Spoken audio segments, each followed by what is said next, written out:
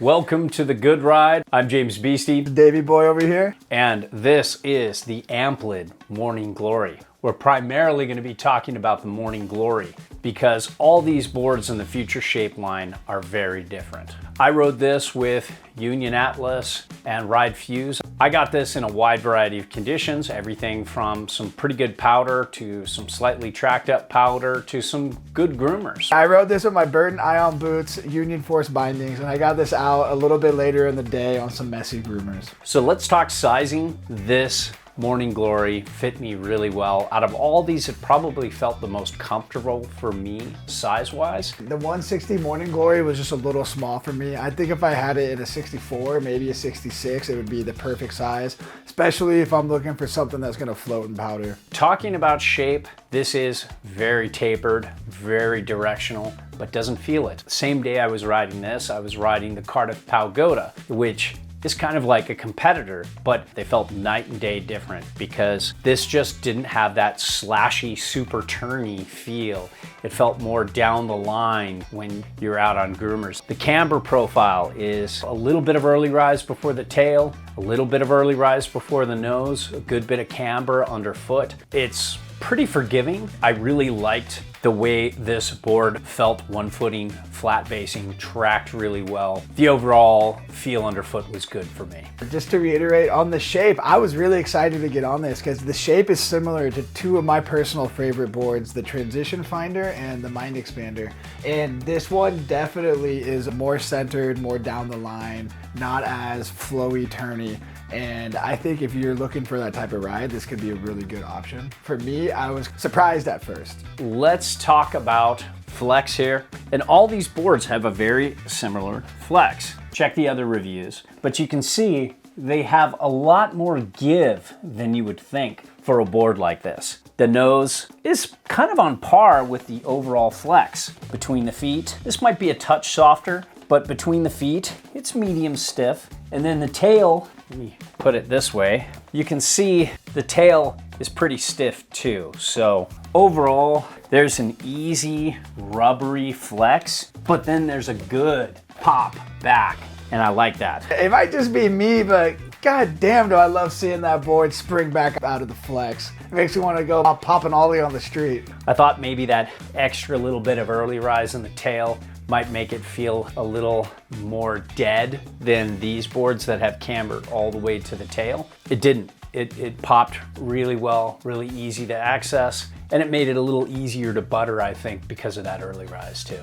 Yeah, I wish I would have gotten this out on a little more jumps, but I didn't. When it comes to how the Morning Glory reacts to all different types of conditions, it really did a good job at absorbing all kinds of uneven snow. Hard, micro bumpy snow, messy, wet, uneven snow. You have to slow down a little bit because that pop can buck you and bounce you around. But it wasn't the kind of pop that is unexpected. You know what you're getting into with this. And I felt it throughout all the conditions I rode it in. I felt the same way. I was getting it out on some messy groomers and I thought it handled it well. It felt poppy and it still stayed damp. I thought the bases on all the Amplid boards were above average, but not exceptional. I've tried a lot of boards with faster bases, but when well waxed, it kept its speed well. And I wouldn't say this is a deal breaker by any means. Unless you're just an ultra fast base snob, you have a Gentum stick or a fast Jones base, those are gonna glide better. But overall, pretty good. Yeah, not noticeably slow, not noticeably fast. When it comes to keeping speed, just really pointing it and bombing, the side cut radius allows you to go straight much better than you would think for a board like this. But it isn't a bomber. If you want a bomber, you want something else that's stiffer and damper,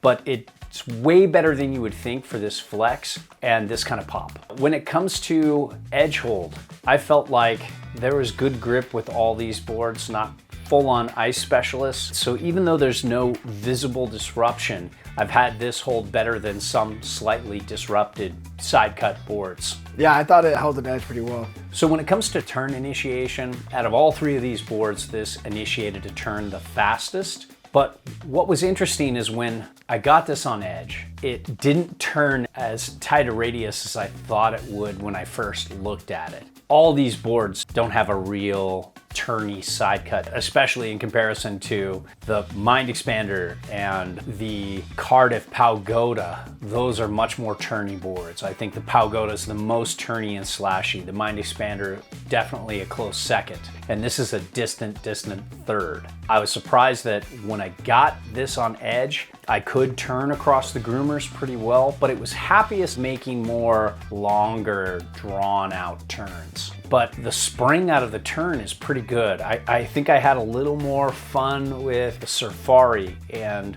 the Holy Grail that had much more spring out of the turn. But it's not bad for a powder board first. Close second for groomers. Definitely don't want to put it away on a groomer day. Yeah, I thought this board was a little bit surprisingly down the line in its turning. I was expecting it to be more across the groomer and flowy, but not a bad thing. You could be expecting something else based on the shape than what you're gonna get.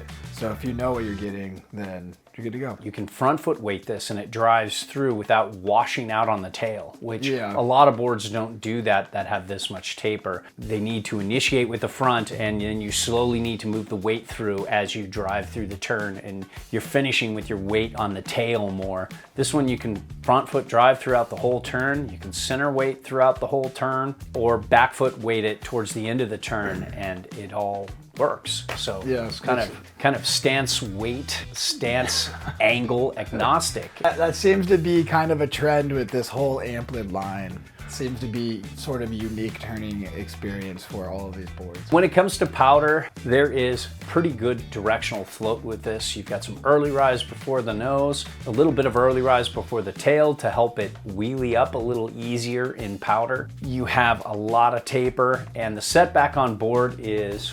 5.125 inches back from center of board versus the setback on side cut. And that's at a 22-inch stance width set all the way back. That's a great stance width for setting all the way back because a lot of people will be able to make that work. Some boards you have a 23-inch stance width and most people aren't gonna free their taint to do that. This floated really well, but definitely was behind the Aloha Vibes and Snowmobile. But as the day gets worse, they're hard to ride in tracked up powder. This is a great all-day ride, and especially if you're lapping with thousands of your best friends on a resort day. Yeah, I agree. I think this is a good all-day, all-conditions type of ride. Overall, it was really fun to get on the Morning Glory. It took a little adjustment period to get used to that less turny, less slashy kind of ride, but still has that float. A very good flex personality and an interesting board underfoot to ride. I think it could work for a wide variety of riders. Yeah, I think this is a good option if you are looking for something specific and you were able to find it through what we just said.